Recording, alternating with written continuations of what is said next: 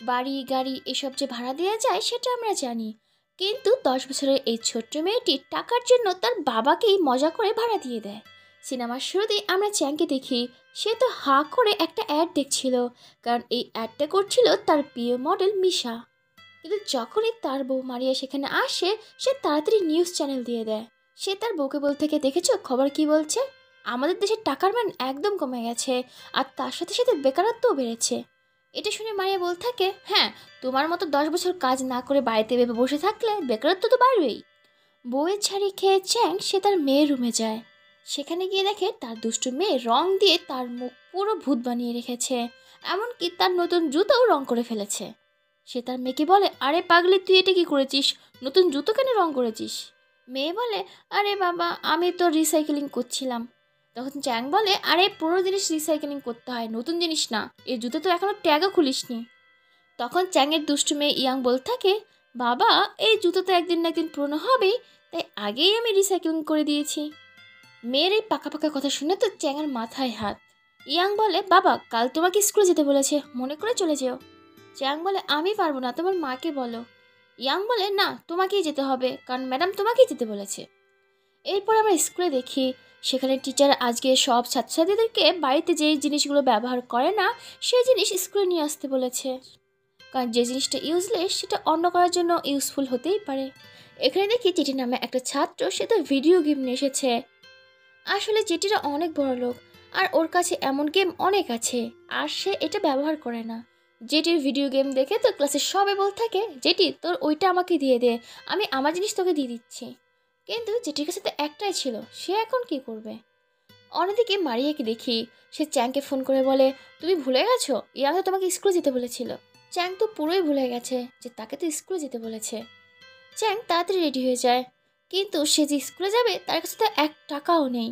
সে একটা ক্লিপ দিয়ে তার মেয়ের পিগি ব্যাংক থেকে একটা নোট বের করে, কিন্তু একটু পরে চ্যাংয়ের খেয়াল হয় তার মেয়ে যা চালাক, তার মেয়ে ব্যাংক ধরে বুঝে যাবে যে এখান থেকে টাকা বের করা হয়েছে। আর এই কারণে চ্যাং যেই মাপের টাকাটা বের করেছে ঠিক সেই মাপের একটা কাগজ ওই ব্যাংকে ঢুকিয়ে রাখে। এদিকে টিচার ইয়াংকে জিজ্ঞাসা করে, তুমি বাড়ি থেকে কোন ইউজলেস জিনিসটা নিয়ে এসেছো? তখন ইয়াং বলে, আমার জিনিসটা এখনই চলে আসবে। এরই মধ্যে সেখানে ইয়াং এসে হাজির। ইয়াং চ্যাংকে ক্লাসে ডেকে নেয়, আর ক্লাসের সবাইকে বলে, এ হচ্ছে আমার বাবা চ্যাং, সে ইউনিভার্সিটি থেকে গ্রাজুয়েশন করেছে, আর এখন অবধি আমার বাবা কোনো কাজ করেনি, আর এই কারণে আমাদের বাড়িতে সবচেয়ে ইউজলেস জিনিস আমার বাবা, তাই তোমরা চাইলে আমার বাবাকে ভাড়া নিতে পারো। ইয়াংয়ের এইসব কথা শুনে তো ক্লাসের সবাই পুরো স্ট্যাচু হয়ে যায়। চ্যাংয়ের অবস্থা একই হয়ে যায়, সে তার মেয়েকে বলে, আরে পাকা বুড়ি, তুই এসব কী বলছিস, চুপ কর। টিচার ইয়াংকে বোঝায়, বাবার সম্পর্কে এরকম বলে না, কাল তুমি অন্য একটা জিনিস নিয়ে এসো। তখন ইয়াং বলে, না না ম্যাডাম, আমার বাবাই আমাদের বাড়ির সবচেয়ে অদরকারি জিনিস, এটা আমার কথা না, এটা আমার মায়েরই কথা। মা বলে, বাবা ছাড়া আমাদের বাড়ির সব কিছুই নাকি খুবই দরকারি। চ্যাংয়ের তো লজ্জায় পুরো মাথা হেট, সে বলে, চল বাড়িতে, তারপর তোর দেখাচ্ছি মজা। টিচার বলে, আচ্ছা চ্যাং, তোমার বাবাকে তো তুমি ভাড়া দিতে চাও, কিন্তু তোমার বাবাকে কে ভাড়া নেবে? ঠিক তখনই চেটি হাত তোলে আর বলে, ম্যাম, আমি ভাড়া নেব, আমি আমার সব জিনিস ইয়াংকে দেবো, তার বদলে আঙ্কেলকে আমার সাথে করে নিয়ে যাব। এটা শুনে তো চ্যাং রেগে সেখান থেকে চলে যাচ্ছিল, কিন্তু জেটি তার পা জড়িয়ে ধরে আর বলে, আঙ্কেল কোথায় যাচ্ছ, তুমি তো আমার সাথে আমার বাড়িতে যাবে। ঠিক তখনই টিচার চ্যাংকে বলে, আসলে জেটের বাবা নেই, ও বাবার ভালোবাসার জন্য পাগল হয়ে আছে, যদি আপনার সময় থাকে তাহলে আপনি ওর সাথে যান, ওর খুব ভালো লাগবে। চ্যাং একটু নিজে নিজে ভাবে যে আমার কাছে তো এমনিই সময় পড়ে আছে, আমার তো কোনো কাজ নেই, চলো ওর সাথেই যাওয়া যাক। চ্যাং জেটিদের বাড়িতে গিয়ে দেখে সেই বিরাট এক বড় বাড়ি, আর জেটিও চ্যাংয়ের সেই আদর আপ্যায়ন করে। চ্যাং যখন খাচ্ছিল জেটি তখন তার দিকে হা করে তাকিয়েছিল। এটা দেখে চ্যাং বলে, তুমি কি কোনো মানুষকে খেতে দেখোনি? জেটি বলে, সে তো দেখেছি, কিন্তু কখনো বাবাকে খেতে দেখিনি। চ্যাং বলে, বাড়িতে তো কাউকেই দেখছি না। তখন জেঠি বলে, আসলে মা গ্র্যান্ডমাকে নিয়ে হসপিটালে গেছে। আচ্ছা আঙ্কেল, তুমি কি শুধু খেয়েই যাবে নাকি, চলো আমার সাথে খেলবে। চ্যাং বলে, আমি তোমার সাথে খেলতে যাবো কেন? তখন জেঠি বলে, সবসময় তো আমি একাই খেলি, তাই চাইছিলাম তোমার সাথে খেলতে। চ্যাংও বুঝতে পারে জেঠি ভীষণ একা, তাই সেও তার সাথে খেলতে লেগে যায়। ঠিক তখনই সেখানে জেঠির মা চলে আসে, আর জেঠির মাকে দেখে তো চ্যাং হা করে তাকিয়ে থাকে। আসলে চ্যাং টিভিতে যে মেয়েটির অ্যাড বারবার দেখে সেই মিশাই হচ্ছে এই মডেল, তার মানে মিশা হচ্ছে জেটির মা। এরপরে জেটি ওর মাকে সবকিছু বলে দেয় যে চ্যাং এখানে কেন এসেছে। এখানে চ্যাং মিশাকে বলে, ম্যাডাম, আমি আপনার অনেক বড় একজন ফ্যান, অন্যদিকে মারিয়াকে দেখি সে একটা বিউটি পার্লার চালায়, আর এই জায়গাটা সে ভাড়া নিয়েছে। এমনিতে এই বিউটি পার্লার ভালোই চলে। হঠাৎ করে লাইটের ফিউজ চলে যায়, তখন মারিয়া নিজে সেই লাইটটা পাল্টায়। এটা দেখে তার কাস্টমার বলে, তুমি সব কাজ একাই করো নাকি? তোমার হাজবেন্ডও তো এইসব কাজ করতে পারে। এটা শুনে মারিয়া বলে, আর বলো না, সে করবে কাজ? তাকে যদি বলা হয় লাইটটা চেঞ্জ করো, সে বলবে আমার হাত পায়ে ব্যথা। আমার বরকে দিয়ে কোনো কাজই হয় না, সে পুরোপুরি অকাজের। কিন্তু অন্যদিকে দেখি মিশার কথাতে চ্যাং ওই বাড়ির লাইট লাগিয়ে দিচ্ছে। আর সব কাজ করে মিশাকে বলে, আপনার যখনই কোনো কাজের দরকার হবে আমাকে বলবেন, আমি সব কাজ পারি। আমি খুবই দায়িত্ববান মানুষ। নিজের সম্পর্কে নিজের ঢাক পিটিয়ে সে তার বাড়িতে চলে যায়। বাড়িতে গিয়ে বাপ বেটি মিলে বাবল খেলতে শুরু করে, আর বাড়িঘর পুরো নোংরা করে দেয়। ঠিক তখনই সেখানে মারিয়া চলে আসে। মারিয়াকে দেখে তারা দুজনই স্ট্যাচু হয়ে যায়।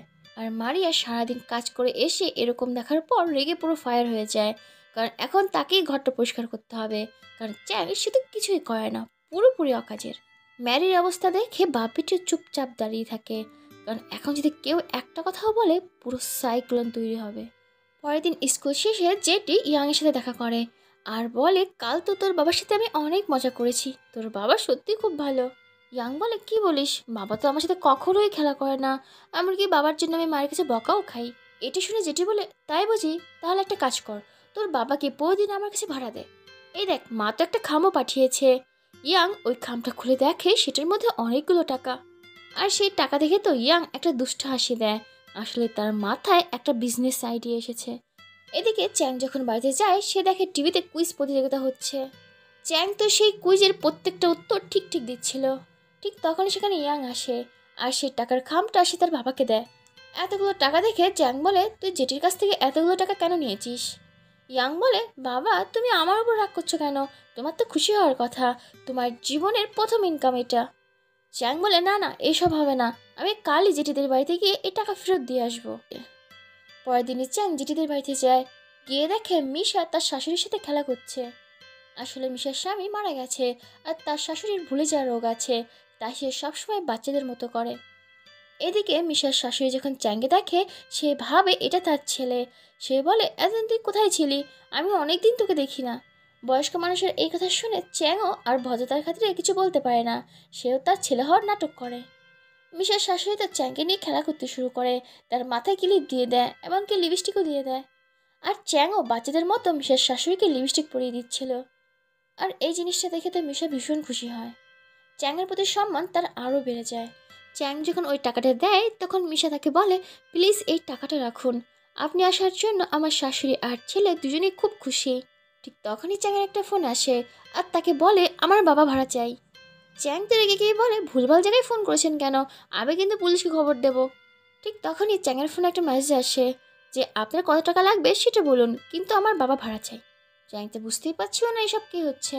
সে তার বন্ধুর কম্পিউটারের দোকানে যায়, আর গিয়ে দেখে একটা পোস্ট লেখা আছে যে এখানে বাবা ভাড়া দেওয়া হয়, কেউ যদি বাবা ভাড়া চান তাহলে এই নাম্বারে ফোন করুন। আর এটা বলে সেখানে চ্যাংয়ের নাম্বার দেওয়া। আসলে এই পোস্টটা ইয়াং করেছে।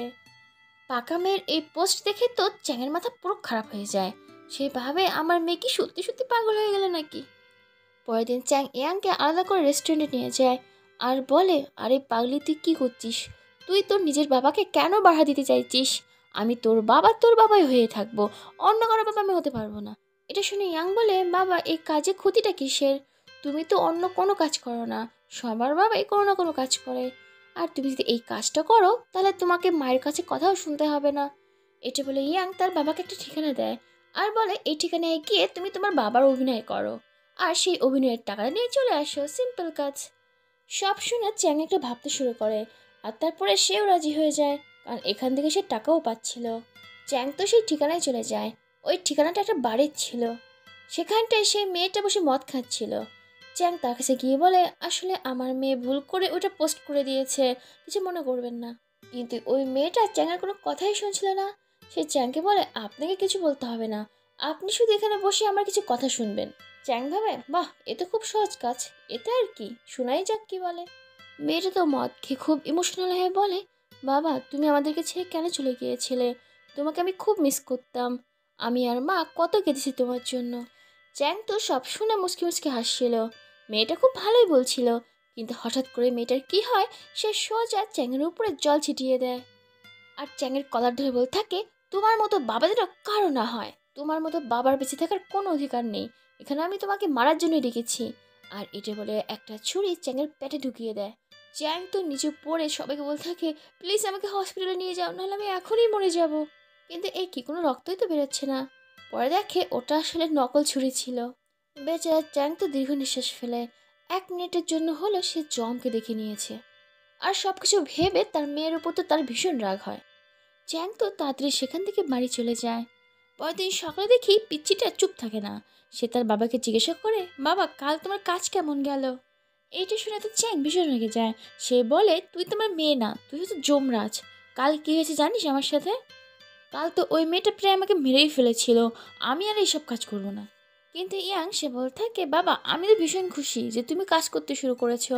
এই নাও, এটা হচ্ছে নতুন কাস্টমারের ঠিকানা। ঠিক তখনই সেখানে মারিয়া চলে আসে। মারিয়াকে দেখে সে ঠিকানা লুকিয়ে ফেলে, কারণ মারিয়া তো জানে না বাপ বেটি মিলে কি কাণ্ড ঘটাচ্ছে। এরপর থেকে চ্যাং পরের কাস্টমারের সাথে দেখা করতে যায়। এই মেয়েটা হাই স্কুলে পড়ে, কিন্তু সে এখন প্রেগনেন্ট। মেয়েটা বলে, আসলে আমার কেউ নেই, এক বয়ফ্রেন্ড ছিল, সে আমাকে ধোকা দিয়ে চলে গেছে।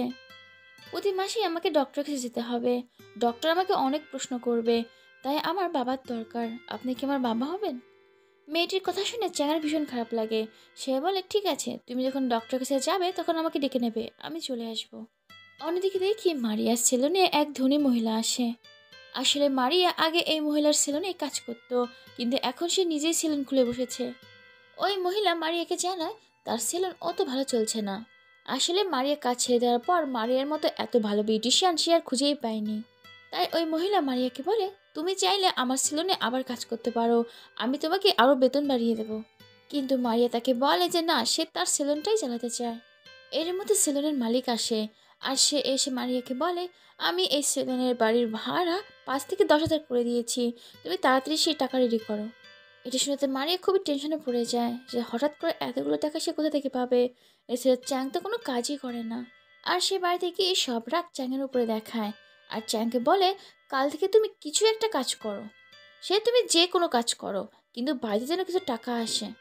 চ্যাংয়ের আর কিচ্ছু করার নেই, তাই সে সিদ্ধান্ত নেয় তার মেয়ে যে বিজনেস আইডিয়া দিয়েছে সে কাজটাই সে এখন করবে, তার মানে ভাড়াতে বাবা সাজা। এরপরে চ্যাংয়ের আরেকটা কাস্টমার আসে, সে ছিল অনেক ধনী। ওই ধনী ব্যক্তির মেয়ে একটা স্কুলে পড়ে।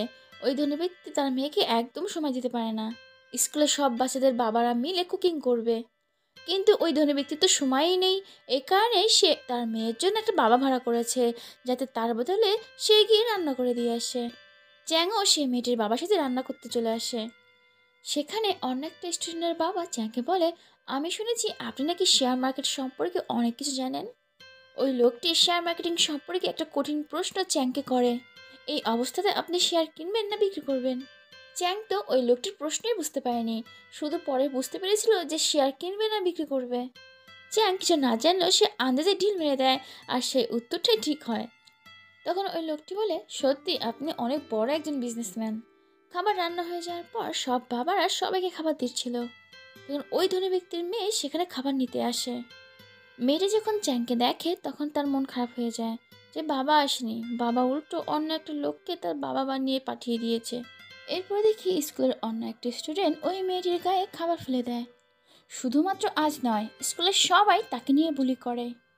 চ্যাং যখন দূর থেকে এই জিনিসটি দেখে তখন তার খুব খারাপ লাগে, সে মেয়েটির কাছে যায়। চ্যাং যখন ওই মেয়েটির খাবার মুছতে যায় তখন মেয়েটিকে গিয়ে বলে, তুমি এখানে কেন এসেছো? তোমার তো শুধু টাকা ইনকাম করার দরকার, তুমি কি আমার কোনো পরোয়া করো নাকি? এখানে মেয়েটি এটা জানাই না যে চ্যাং তার বাবা নয়, কারণ এটা যদি সে এখন বলে তাহলে বাদ বাকি স্টুডেন্ট তাকে নিয়ে আবারও বুলি করবে। এরপর দেখি ওই মেয়েটার আসল বাবা সেখানটায় আসে। মেয়েটা তো মন খারাপ করে গাড়িতে বসে পড়ে, কিন্তু এখানে মেয়েটির বাবা চ্যাংকে বলে, তুমি কি ভালো করে অভিনয় করতে পারো না? আমার মেয়ে মন খারাপ করে বসে আছে কেন, আর সবার সামনে চিৎকারই বা কেন করেছে? এটা শুনে তো চ্যাংয়েরও খুব রাগ হয়ে যায়। সে বলে, হ্যাঁ আমি না হয় ভালো অভিনয় করিনি, কিন্তু তুমি তুমি তো ওর আসল বাবা। তুমি কি জানো ওর সাথে স্কুলে কী কী হয়? তুমি তোর কেয়ারই করো না। ওর তো শুধুমাত্র ভালোবাসা চাই, কিন্তু তুমি তুমি তো শুধুমাত্র টাকার মেশিন হয়ে রয়ে গেছো। ওই লোকটি চ্যাংয়ের উপরে টাকা ছুড়ে দিয়ে বলে, তোমাকে তো জ্ঞান দিতে হবে না, আমি আমার মেয়েকে দেখে নেব। ওই মেয়েটি গাড়িতে বসে সব কিছু শুনছিল। যখন ওই লোকটি গাড়িতে ওঠে তখন ওই মেয়েটি বলতে থাকে, ওই লোকটি বাবার অভিনয় ঠিকই ভালো পারেনি, কিন্তু ওই লোকটি তো আমার মনের কথা জানে। তুমি তো আমার মনের কথাও রাখো না। তুমি কি আমার মনের কষ্ট কখনোই বুঝতে পারবে না? মেয়ের এই কথা শুনে ওই লোকটি বুঝতে পারে আমি হয়তোবা কোথাও ভুল করছি, আমাকে আমার মেয়েকে সময় দিতে হবে। অন্যদিকে চ্যাংকে দেখি, যে কিনা তার এই ব্যবসাকে বাড়ানোর জন্য তার বন্ধুর কম্পিউটার দোকানের সামনে একটা পোস্টার লাগায়। সেই পোস্টারে লেখা থাকে এখানে বাবা ভাড়া দেওয়া হয়। আর এই পোস্টার দেখে চ্যাংয়ের বন্ধু বলে, আরে বন্ধু তুই এসব কি করছিস, আমাকে না বলেই এসব পোস্টার লাগিয়ে দিয়েছিস। তখন চ্যাং ওর বন্ধুকে তেল লাগাতে থাকে, আরে বন্ধু তুই তো আমার একমাত্র বন্ধু, তুই ছাড়া আমার কোন বন্ধুই আছে, তুই তো পুরো আমার কলিজার টুকরা। তোর গায়ে যদি একটা মাছিও পড়ে তাতেও আমার কষ্ট হয়, সেখানে সেই রকম বন্ধুর কাছে আমি জিজ্ঞাসা করে এই কাজটা করবো? চ্যাংয়ের এই কথা শুনে চ্যাংয়ের ওই বন্ধু ওই পোস্টার লাগাতে রাজি হয়ে যায়। পরের দিন দেখি চ্যাং সে প্রেগনেন্ট ছাত্রীর সাথে হসপিটালে যায়। চ্যাং ওই মেয়েটাকে আল্ট্রাসোনোগ্রাফি দেখিয়ে বলে, তোমার বেবি অনেক হেলদি, তোমার বেবিকে তুমি ভালো করে মানুষ করবে। এই কথা শুনে ওই মেয়েটি বলে, না, আমার বাচ্চাটা জন্মের পরেই আমি ওকে অনাথ আশ্রমে দিয়ে আসবো। এটা শুনে চ্যাং বলে, তাহলে ওকে জন্মই বা দিচ্ছ কেন? তখন ওই মেয়েটা বলে, আমার কাছে অন্য কোনো রাস্তা নেই, আর আমি তো নিজেই দেখাশোনা করতে পারি না নিজের, এই বাচ্চার কি দেখাশোনা করব। এরপরে চ্যাং সেই কম্পিউটার দোকানে গিয়ে ওর মেয়ে আর বন্ধুকে সব ঘটনা বলে। এর মধ্যে সেই মাতাল মেয়ের এসএমএস আসে, যে কিনা চ্যাংকে নকল ছুরি মেরেছিল। ওই মেয়েটা আবারও বাবা ভাড়া করতে চায়, কিন্তু চ্যাং জানে সে যদি এবার যায় পুরো মার্ডারই হয়ে যাবে। চ্যাংয়ের মাথায় এবার একটা বুদ্ধি আসে, ও ভাবে এবার ওর বন্ধুকে বাবা বানিয়ে ওই মেয়েটার কাছে পাঠাবে। চ্যাং প্রথমে ওর বন্ধুকে বাবা হতে রাজি করায়, তারপরে সেখানটায় তার বন্ধুকে পাঠিয়ে দেয়। আর যখনই সেখানে চ্যাংয়ের বন্ধু যায়, ওই মেয়েটা চ্যাংয়ের বন্ধুকে চর মেরে মেরে গাল লাল করে দেয়।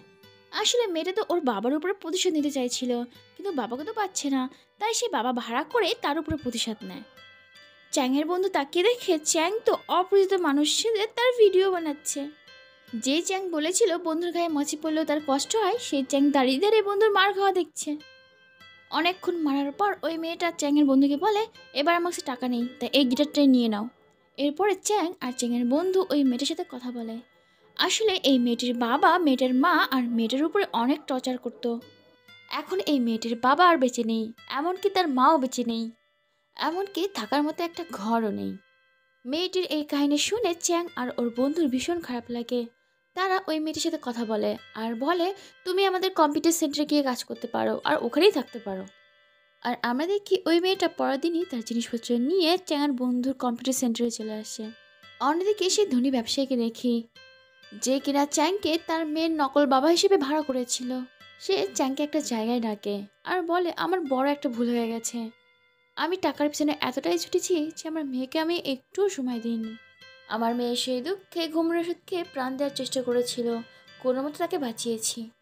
এখন আমি আমার মেয়ের সাথে কথা বলতে চাই, কিন্তু সে আমার সাথে কথাই বলতে চায় না। তুমি যদি আমাকে একটু সাহায্য করো তাহলে ভীষণ ভালো হয়, প্লিজ ওর সাথে কথা বলে একটু ওকে শান্ত করবে। চ্যাংও রাজি হয়ে যায়। এরপরে দেখি চ্যাং সে মেয়েটার সাথে দেখা করতে হসপিটালে যায়। প্রথমে তো মেয়েটা চ্যাংয়ের দিকে ফিরেও তাকাচ্ছিল না, কিন্তু চ্যাং এখানে তাকে বলতে থাকে, ঘুমের ওষুধ খেলে কি হয়, কোনো সমস্যার সমাধান হবে কি? এই নাও, এই বইগুলো তুমি পড়তে শুরু করো, আর এই বইগুলো শেষ করার আগেই তোমার বাবা সব কিছু করবে, তুমি যেগুলো চাও। আর তোমার বাবা যদি সেগুলো না করে তাহলে আমি তোমার বাবার বাবা হয়ে যাব, তারপর তোমার বাবাকে অনেক বকা দেব। আর এই কথা শুনে তো ওই মেয়েটা হেসে ফেলে। আর এখানে দেখি চ্যাং ওই মেয়েটা আর মেয়েটার বাবাকে এক করে দেয়। অন্যদিকে চ্যাং মাঝে মাঝে মিশার শাশুড়ির সাথে খেলা করতে চলে যায়। এরপরে দেখি চ্যাংয়ের আস্তে আস্তে ভালোই ক্লায়েন্ট হতে থাকে। একদিন চ্যাং অনাথ আশ্রমে যায়। সেখানকার সিস্টার সব বাচ্চাদেরকে বলে, তোমাদের বাবার সাথে যেসব খেলা খেলতে ইচ্ছে করে তোমরা এর সাথে তাই খেলতে পারো। আর এখানে দেখি চ্যাং ওই বাচ্চাগুলোর সাথেও বাচ্চা হয়ে যায় আর তাদের সাথে অনেক খেলে। যে চ্যাং তার ছোট্ট মেয়ের মাটির ব্যাংক থেকে টাকা চুরি করত, সেই চ্যাং এখন তার বইয়ের পার্সে টাকা রেখে দেয়, তা আবার না বলে। এদিকে দেখি রাতের বেলা ঘুমানোর সময় চ্যাংয়ের তার কাস্টমারের অনেক মেসেজ আসে। এই কারণে চ্যাং সারাত ঘুমাতে পারে না, সকালে দেরি করে ওঠে। এদিকে ইয়াং, তার একা একা খেলতে একদম ভালো লাগছিল না। সে তার বাবাকে বলে, বাবা চলো না একটু খেলি। কিন্তু চ্যাংয়ের তো সময় নেই, সে ইয়াংয়ের সাথে খেলতে পারে না, যার ফলে ইয়াং একা একাই খেলে। এদিকে চ্যাং রেডি হয়ে মিশাতের বাড়িতে যায় আর সেখানে জেটি আর তার শাশুড়ির সাথে অনেক খেলে। এরপরে চ্যাং একদিন ম্যারি আর ইয়াংকে নিয়ে অনেক বড় একটা রেস্টুরেন্টে খেতে যায়। আর এটা দেখে মেয়ে জিজ্ঞেস করে, তুমি এত বড় রেস্টুরেন্টে নিয়ে এসছো, তোমার কাছে টাকা আছে? আর এখন তোমাকে অনেক ব্যস্তও দেখি, কি করো বলো তো? চ্যাং তো এখানে সত্যি কথা বলে না, কারণ সে জানে সে যদি এখন সত্যি কথা বলে তাহলে ম্যারি তাকে অনেক বকা দেবে। আসলে আমার এক ছোটবেলার বন্ধু ব্যবসা করে, আর ওর শেয়ার মার্কেটিং সম্পর্কে কোনো জ্ঞান নেই, আর ওই ব্যাপারে আমি ওকে উপদেশ দিই।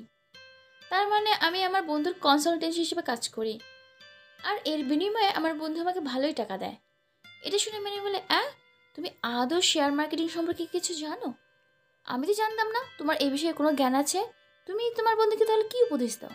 আর এখানটায় চ্যাং স্কুলে কম্পিটিশন হয়েছিল যে ব্যবসায়ীর সঙ্গে, সে ব্যবসায়ী যে জ্ঞানটা দিয়েছিল এখানে সেই জ্ঞানটাই সে ঝেড়ে দেয়। এটা শুনে তো ম্যারি আর ইয়াং দুজনেই অবাক হয়ে যায় যে চ্যাং এত কিছু জানে, তাদের তো কিছুই জানা ছিল না। সেদিন চ্যাং তার পরিবারের সাথে রাতের খাবার না খেয়ে মিশার পরিবারের সাথে ডিনার করে। সেখানে চ্যাং মিশাকে বলে, আপনার শাশুড়িকে দেখলে আমার গ্র্যান্ডমার কথা মনে পড়ে। আসলে আমার গ্র্যান্ডমাও এরকম ছিল, আর আমার সেই গ্র্যান্ডমার জন্যই আমি গ্র্যাজুয়েশন পাসটা করতে পেরেছি। এটা শুনে তো মিশার ভীষণ আগ্রহ হয়। সে বলে, কিভাবে? আসলে আগে স্কুলে আমি টপ করতাম, আর সেই ব্যাপারটা নিয়ে আমার মা বাবার মধ্যে কোনো রিয়াকশনই ছিল না। কিন্তু আমার গ্র্যান্ডমা আমাকে দেখে খুব খুশি হতো। আমি যখনই টপ করতাম সে ভীষণ খুশি হয়ে যেত, আর আমার সেই গ্র্যান্ডমার খুশির জন্যই আমি বারবার টপ করে থাকি। আসলে আমার গ্র্যান্ডমা অল্পতেই খুশি হয়ে যেত, যেমনটা আপনার শাশুড়ি খুশি হয়। এ কারণে আপনার শাশুড়িকে দেখলে আমার গ্র্যান্ডমার কথা মনে পড়ে। এর মধ্যে সেখানে যেটি চলে আসে। সে তার মাকে বলে, তুমি বলেছিলে যে আমার জন্মদিনে বেসবল খেলা দেখতে নিয়ে যাবে।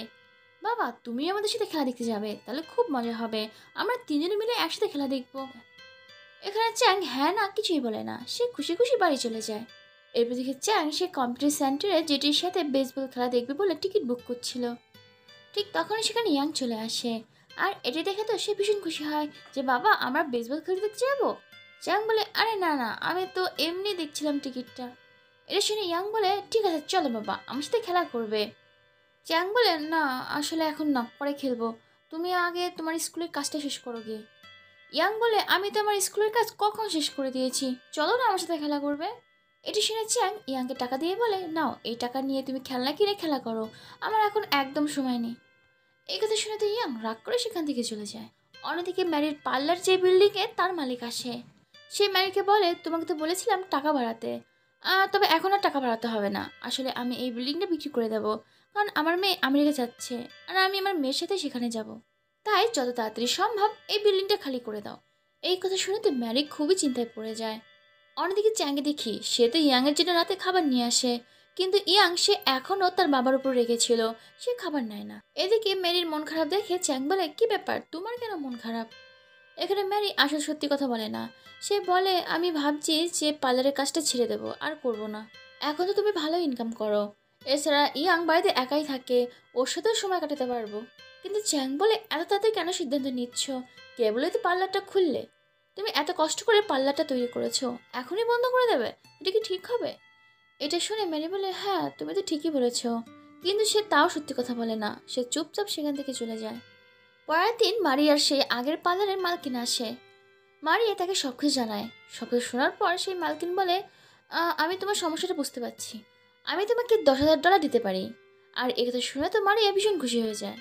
অন্যদিকে বেচারি ইয়াংয়ের মন তো ভীষণ খারাপ, কারণ তার বাবা তার সাথে একদমই সময় কাটায় না। সে টিভি চালিয়ে বেসবল খেলা দেখছিল, আর সেই খেলা দেখতে চ্যাং জেটি আর মিশাকে নিয়ে সেই মাঠে গেছে। তারা তিনজনে সেখানে অনেক মজা করছিল, আর এটা যখন ইয়াং দেখে তার তো ভীষণ হিংসে হয়। কিন্তু এখন মন খারাপ করেই বা কী লাভ, সে তো তার বাবাকে জোর করে এই কাজে পাঠিয়েছিল। অন্যদিকে খেলা দেখার সময় মিশার ফোন আসে যে তার শাশুড়ি হসপিটালে ঝামেলা করছে। তারা তিনজনে তাড়াতাড়ি হসপিটালে যায়, গিয়ে দেখে মিশার শাশুড়ি পুরো হসপিটাল ভেঙে একাকার করে দিয়েছে। মিশার শাশুড়ি শুধু একটা কথাই বলছে, আমার ছেলে কোথায়, আমার ছেলেকে এনে দাও। এখানে তো মিশার ধৈর্যের বাঁধ একদম ভেঙে যায়। সে এখানে বলেই দেয় যে আপনার ছেলে অনেক আগেই মারা গেছে, আপনি যতই দেখুন না কেন আপনার ছেলে কখনোই আসবে না, আর এখন আপনি যেটা করছেন তার জন্য আমি নিজেও মরে যাব। আসলে মিশার শাশুড়ির তো ভুলে যাওয়ার রোগ আছে, তাই সে সব ভুলে যায়। আর এইসব কথা শোনার পর তার সব কিছু একটু একটু মনে পড়তে শুরু করে, কিন্তু মাথায় একটু বেশি চাপের কারণে সে সাথে সাথে অজ্ঞান হয়ে যায়। অন্যদিকে ম্যারি ইয়াংকে নিয়ে তার পার্লারের মালিকের কাছে যায়, আর তাকে বলে, আপনি টাকা বাড়াতে বলেছিলেন না, এই নিন টাকা।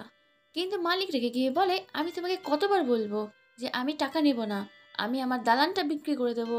এদিকে ইয়াং সে তার মায়ের ফোন দিয়ে জেটিকে ফোন করে, আর তাকে বলে, আজকে আমি বাবাকে তোমার সাথে দেখেছি খেলার মাঠে, বাবা কোথায় আছে তাকে দাও। জেঠি বলে, বাবা হসপিটালে আছে। আর এই কথা মেরি শুনে নেয়। মেরি তো তাড়াতাড়ি ইয়াংকে নিয়ে হসপিটালের দিকে যায়। এদিকে হসপিটালে চ্যাং সেই মিশাকে সান্ত্বনা দিচ্ছিল, কিন্তু এই জিনিসটা ম্যারি দেখে নেয়। আর তাদের দুজনকে এইভাবে দেখে মেরি ভেবে নেয় তাদের মধ্যে সম্পর্ক আছে। এখানে চ্যাংও ম্যারিকে দেখে, সে তাড়াতাড়ি গাড়ির সামনে যায় আর ম্যারিকে বলে, আগে পুরোপুরি ঘটনা তো শুনবে, না শুনে কেন চলে যাচ্ছ। ম্যারি এখানে বলে, তুমি কি বলতে চাইছো, যে তুমি ওই মহিলাকে চেনো না? চ্যাং বলে, সেটা না, আমি তাকে চিনি, আর আমরা একসাথে বেসবল খেলা দেখতে গিয়েছিলাম শুধু। ম্যারি আর কিছু না শুনে বলতে শুরু করে, দেখেছো, তুমি নিজেই বলে দিলে সব কিছু। 10 বছর ধরে তুমি কিছুই করনি, আমি দয়া করে তোমাকে আর তোমার মেয়েকে দেখে শুনে রেখেছি। আমার জায়গায় অন্য কোনো মেয়ে হলে কবেই তোমায় ছেড়ে চলে যেত। এই কথা শুনে তো চ্যাং ভীষণ কষ্ট পায়। সে ম্যারিকে বলে, তুমি আমাকে ভালোবাসো না, দয়া দেখিয়ে এতদিন আমার সাথে ছিলে। তখন ম্যারি বলে, তুমি মনে হয় আমাকে খুব ভালোবাসো, যাও, সেই ভালোবাসা আমার দরকার নেই, তুমি তোমার নতুন গার্লফ্রেন্ডকে সেই ভালোবাসা দাও। আর এটা বলে সে রাগ করে সেখান থেকে চলে যায়। পরের দিন স্কুলে ইয়াংকে দেখি, সে জেঠিকে বলে, আমি বাবাকে শুধুমাত্র তোমাকে ভাড়া দিয়েছিলাম, এখন থেকে বাবা ভাড়াতে আর যাবে না, আমার বাবা শুধুমাত্র আমার বাবাই। জেঠি বলে, এসব বলার তুমি কে? তোমার বাবাকে আমি ভালোবাসি, আর তোমার বাবা আমাকে ভালোবাসে। তোমার বাবাকে আমি প্রতিদিন ভাড়া নেবো, আর প্রতিদিন তার সাথে খেলা করব। আর এই কথা নিয়ে তো তাদের দুজনের মধ্যে স্কুলে মারামারি শুরু হয়ে যায়। অন্যদিকে চ্যাং সে প্রেগনেন্ট ছাত্রীর কাছে যায়। এই মেয়েটা সিদ্ধান্ত নিয়ে নিয়েছে সে বাচ্চাকে অনাথ আশ্রমে দিয়ে দেবে। আর এই ব্যাপারে চ্যাং তাকে বলে, আবার একটু ভেবে দেখো। তখন মেয়েটি তার বয়ফ্রেন্ড ছবি দিয়ে বলে, এটা আমার বয়ফ্রেন্ড, তাকে যদি খুঁজে পাও তাহলে ভাববো। তখন চ্যাং বলে, এটা আমার কাজ না। আর এটি বলে সে চলে যাচ্ছিল, তখন মেয়েটি বলে, দেখেছেন কি করে আপনি চলে যাচ্ছেন? আসলে আপনি তো আমার আসল বাবা না, তাই দায়িত্ব নেওয়ার কোনো দরকার নেই। যদি আমার আসল বাবা থাকতো তাহলে সে কখনোই আমাকে এভাবে ছেড়ে যেত না। এই কথা শুনে তো চ্যাংয়ের ভীষণ খারাপ লাগে। অন্যদিকে স্কুলে জেটি আর ইয়াং মারামারি করেছে, তার জন্য তার মা বাবাকে স্কুলে ডেকে পাঠায়। স্কুলে মারিয়া আর মিশা দুজনেই আসে। এখানে মারিয়া ইয়াংকে বলে জেটির কাছে ক্ষমা চাও, কিন্তু ইয়াং বলে, আমি চাইবো না। এটা শুনে তো মারিয়া ইয়াংকে বকা দিতে দিতে সেখান থেকে নিয়ে যাচ্ছিল। এদিকে মিশা জেটিকে নিয়ে তার পিছু পিছু যায় আর মারিকে বলে, আমার কথা শুনবেন একটু। মারিয়া রেগে বলে, না, আমি কোনো কথা শুনতে পারবো না। মিশা বলে, আসলে আমার শাশুড়ির ভুলে যাওয়ার রোগ আছে, আমার স্বামী তো অনেক আগেই মারা গেছে, তাই আপনার হাজব্যান্ড আমার শাশুড়ির ছেলের অভিনয় করছে। মিশার এই কথা শুনে মারিয়া একটু শান্ত হয়। এখানে মিশা এটা বলে না যে চ্যাং টাকা নিয়ে বাবার অভিনয় করে। আসলে চ্যাং এমনিতেই মিশার শাশুড়ির সাথে সময় কাটানোর জন্য মিশাদের বাড়িতে যায়, কারণ মিশার শাশুড়িকে দেখে তার গ্র্যান্ডমার কথা মনে পড়ে। এদিকে মারিয়া সে তাড়াতাড়ি কম্পিউটার সেন্টারে যায়, সেখানে চ্যাং ছিল না, কিন্তু সেখানে পোস্টারে লেখা ছিল এখানে বাবা ভাড়া পাওয়া যায়। আর সেটা দেখে মারিয়া সব কিছু বুঝে যায় যে এখানে কী চলছে। সে বাড়িতে গিয়ে ইয়াংকে জিজ্ঞাসা করে, তুমি কি এই ব্যাপারে কিছু জানো? তখন ইয়াং বলে, আসলে মা, এই কাজটা তো বাবা করতেও চায়নি, আমিই জোর করে করিয়েছি, এমনকি বাবাকে কাস্টমার জোগাড় করে আমিই দিতাম। এই কথা শুনে মারিয়ার মাথায় হাত। সে বলে, যেমন দালাল মেয়ে তেমন তার ভাড়াটে বাপ। এখানে তারা দুজনে চ্যাংকে খুঁজতে যায়। অন্যদিকে চ্যাংকে দেখি সে কম্পিউটার সেন্টারে আসে। সে তার বন্ধুকে বলে, এই কাজ আর করব না, এই কাজের জন্য আমার পুরো পরিবারই ওলটপালট হয়ে গেছে। এটা শুনে ওর বন্ধু বলে, সেটা নয় নাই করলি, কিন্তু মারিয়ার পার্লারে কি হবে, ওর পার্লার তো বন্ধ হয়ে যাবে। সব শুনে চ্যাং মারিয়ার সমস্যা বুঝতে পারে, আর সে সাথে সাথে সে বাড়ির মালিকের কাছে যায়। আসলে চ্যাং ভাবে সে যদি মারিয়ার পার্লারটা বাঁচিয়ে নেয় তাহলে হয়তো বা মারিয়া তাকে ক্ষমা করে দেবে। সে তো বাড়ির মালিকের কাছে গিয়ে অনেক রিকোয়েস্ট করতে থাকে যে প্লিজ বাড়িটা বিক্রি করবেন না, কিন্তু বাড়ির মালিক সে তো চ্যাংয়ের কথা শুনছিলই না। সে বলে, না না, আমি আমার মেয়ের সাথে আমেরিকায় যাব। তখন চ্যাং বলে, আপনি মিথ্যে কেন বলছেন, আপনি তো আমেরিকায় যাচ্ছেন না, আপনি তো অন্য একটি শহরে যাচ্ছেন।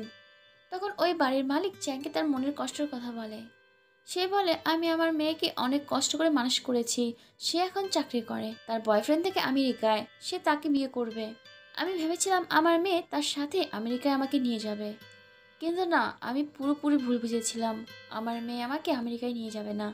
কিন্তু আমি আমার সব বন্ধুদেরকে বলে রেখেছি আমার মেয়ে চাকরি পেলে বিয়ে করে আমেরিকায় নিয়ে যাবে, আর সেই জিনিসটা চাপা দেওয়ার জন্যই আমি সব কিছু বিক্রি করে অন্য শহরে চলে যাচ্ছি। এখানে চ্যাং বলে, আপনি কি পাগল, আপনি 50 বছর ধরে এখানটায় আছেন, লোকে কি বলবে তার জন্য এখান থেকে আপনি চলে যাবেন? লোকটা বলতে থাকে, আমি তো আমার মেয়ের মুখটাও দেখতে চাই না। তখন চ্যাং বলে, এটা আপনি কি বলছেন, আপনি হচ্ছেন বাবা, আপনি ছোটবেলা থেকে অনেক কষ্ট করে আপনার মেয়েকে মানুষ করেছেন। একদিন সে ঠিক আপনাকে বুঝবে। আর আপনার মেয়ে যখন এই দেশ থেকে চলে যাবে তখন আপনি এয়ারপোর্টে তাকে ছাড়তে যাবেন। কারণ এরপরে কবে আবার দেখা হবে কে জানে। বাড়ির মালিক বলে, আমার ব্যাপার আমি দেখে নেব, তোমাকে এত মাথা ঘামাতে হবে না। এই কথা শুনে চ্যাং মন খারাপ করে সেখান থেকে চলে যায়। অন্যদিকে মারিয়া চ্যাংয়ের কম্পিউটার চেক করে। সেখানে অনেকেই তাকে ফিডব্যাক দিয়েছে। সেখানে একজন লিখেছে, আমার বাবা অনেক আগেই মারা গেছে। আপনার সাথে কাটানোর দিনগুলো আমার সেই বাবার সাথে কাটানোর দিনের কথা মনে করিয়ে দিয়েছে। এমনকি অনাথ আশ্রমের ওই বাচ্চাগুলো চ্যাংকে অনেক ইমোশনাল চিঠি লিখে পাঠিয়েছে। আর এই সব কিছু দেখে তো মারিয়ার চোখে জল চলে আসে। কারণ চ্যাং এই কাজটি করে কজনের মুখে হাসি ফুটিয়েছে। অন্যদিকে চ্যাংকে দেখি সে হসপিটালে মিশার শাশুড়ির সাথে দেখা করতে এসছে। সে মিশার শাশুড়িকে বলে, আমাকে তো সবাই বাবা হিসেবে ভাড়া করে, আজকের দিন কি আমি আপনাকে আমার গ্রান্ডমা হিসেবে ভাড়া করতে পারি? আর এটা বলে সে সেখানেই মাথা রাখে। আসলে চ্যাং তার মা বাবার থেকে তার গ্রান্ডমাকে বেশি ভালোবাসতো। চ্যাং দেখে মিশার শাশুড়ির হাতে নেল পালিশ মুছে যাচ্ছে। সে তাড়াতাড়ি নেল পালিশ লাগিয়ে দেয়। এদিকে মিশা শাশুড়ি তাকে বলে, তুমিই তো আমার ছেলে, বলো তুমি কি আমাকে ছেড়ে চলে যাবে? চ্যাং বলে, কে বলেছে আমি তোমাকে ছেড়ে চলে যাব? আমি তোমাকে ছেড়ে কোথাও যাব না। আর এই সব কিছু মিশা দূর থেকে দাঁড়িয়ে দেখছিল। এসব দেখে সে ভীষণ ইমোশনাল হয়ে যায়। অন্যদিকে ইয়াং রাত্রিবেলা রেডি হয়। আর সে তার বাবাকে এসএমএস লেখে, বাবা আমি স্কুলের বাইরে তোমার জন্য অপেক্ষা করছি, আমি জানি তুমি আমাকে নিতে আসবে। আর এটি বলে সে ওই বৃষ্টির মধ্যে স্কুলের বাইরে গিয়ে দাঁড়িয়ে থাকে। এদিকে মারিয়া বাইরে ইয়াংকে পায় না। সে সব জায়গায় ইয়াংকে খুঁজতে থাকে। এদিকে বৃষ্টি থেমে গেছে, কিন্তু ইয়াং তার বাবার জন্য এখনও অপেক্ষা করছে। এর মধ্যে সেখানে চ্যাং চলে আসে আর ইয়াংকে বলে, এত রাতে এখানে কেন আসতে বলেছ? ইয়াং তার পিগি ব্যাংকটা বের করে তার বাবাকে দেয় আর বলে, এটা তুমি নাও। চ্যাং বলে, এটা কেন দিচ্ছ? তখন ইয়াং বলে, বাবা আমি চাই না তুমি অন্য কারো বাবা হও, এখানে যত টাকা আছে সব তুমি নিয়ে নাও, কিন্তু প্লিজ আজ থেকে তুমি অন্য কারো বাবা হইও না, শুধুমাত্র আমার বাবা হয়ে থেকো। আর এটা বলে সে তার পিগি ব্যাংকটা ভেঙে দেয়। কিন্তু পিগি ব্যাংকে টাকার চেয়ে কাগজ বেশি ছিল। আসলে চ্যাংই তো মাঝে মাঝে এই ব্যাংক থেকে টাকা বের করতো। এটা দেখে তো বেচারি ইয়াং কান্না করতে শুরু করে। সে বলতে কি, বাবা সত্যি আমি এখানে টাকাই জমিয়েছিলাম, কিন্তু টাকা কি করে কাগজ হয়ে গেল আমি জানি না। আচ্ছা বাবা, তুমি কি টাকা ছাড়া আমার বাবা হবে না? এখন আমি কি করব আমি জানি না। আর এটি বলে ছোট্ট মেয়েটি কান্না করতে শুরু করে। এটি দেখে তো চ্যাংয়ের মনে ভীষণ কষ্ট লাগে যে আমার মেয়েটা কি ভেবে নিয়েছে। সে ইয়াংকে বলতে থাকে, তুমি আমাকে টাকা দাও বা না দাও আমি তোমারই বাবা, তোমার বাবা ছিলাম, তোমার বাবা সারা জীবন থাকবো। এটা শুনে তো ওই পিচ্চি মেয়েটা তার বাবাকে জড়িয়ে ধরে কান্না করতে শুরু করে। এখানে চ্যাংও অনেক কান্না করে। ঠিক তখনই সেখানে মারিয়া চলে আসে। সে ইয়াংকে বলে, এত রাতে এখানে কি করছো তুমি? আমি তো তোমাকে পাগলের মতো খুঁজছিলাম। আর এটা বলে সে ইয়াংকে মারতে শুরু করে। চ্যাং মাঝখানে চলে আসে। তখন মারিয়া চ্যাংকেও মারে। আর সে তাকে বলতে থাকে, তুমি সারা জীবন গাধায় থেকে যাবে, তুমি এত ভালো একটা কাজ করছো, আমার কাছে কেন লুকোলে? আমি কি না করতাম? আমি তো তোমাকে চিনে গেছি, কিন্তু তুমি আমাকে চিনতেই পারোনি। ইয়াং বলে, আমি তো আমার বাবাকে খুঁজতে এসেছিলাম, আর বাবাকে পাওয়ার জন্য আমি সব কিছু করতে পারি। চ্যাং ইয়াংকে বলে, তুমি আমার সবচেয়ে ফেভারিট গার্ল, তোমাকে ছেড়ে আমি কোথায় যাব? এই কথা শোনা তো মারিয়া তার দিকে তাকিয়ে থাকে। তখন চ্যাং হেসে বলে, হ্যাঁ তুমিও আমার ফেভারিট মেয়ে। আর এটা বলে তারা একে অপরকে জড়িয়ে ধরে। সকালে ইয়াং একটা চিঠি চ্যাংকে দিয়ে চলে যায়। সেখানে লেখা থাকে, বাবা তোমাকে আর ভাড়াটিয়ে বাবা সাজতে হবে না, কিন্তু যে মেয়েটা প্রেগনেন্ট তাকে তুমি একটু সাহায্য করো, নাহলে ওই মেয়েটার বাচ্চাটাকে অনাথ আশ্রমে দিয়ে দেবে, যার ফলে ওই বাচ্চাটাকে মা বাবা ছাড়াই বড় হতে হবে। এদিকে পার্লারের মালিক মারিয়ার কাছে আসে আর বলে, আমি আমেরিকা যাচ্ছি না, শুধু আমার মেয়েই যাচ্ছে, তোমার কাছ থেকে আগে যেই ভাড়াটা নিতাম সেই ভাড়াটাই আমাকে দিও, বেশি দিতে হবে না।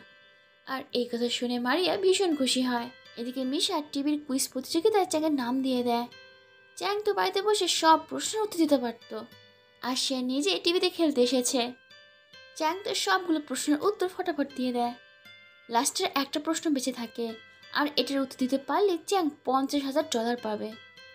এখন অবধি এই শোতে এত টাকা কেউ পায়নি। এখানটায় তাকে শেয়ার মার্কেটিংয়ের ওই প্রশ্নটা ধরা হয়। চ্যাং তো খুব সহজেই ওই উত্তরটা দিয়ে $50,000 জিতে নেয়।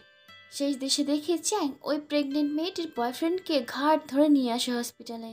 আর ওই বয়ফ্রেন্ড আর গার্লফ্রেন্ড ওই বাচ্চাকে নিজের কাছে রেখে মানুষ করতে রাজি হয়ে যায়। আর এখানে এই অসাধারণ মুভিটি শেষ। যদি মুভিটি ভালো লেগে থাকে তাহলে অবশ্যই একটা কমেন্ট আর একটা লাইক করে দিও।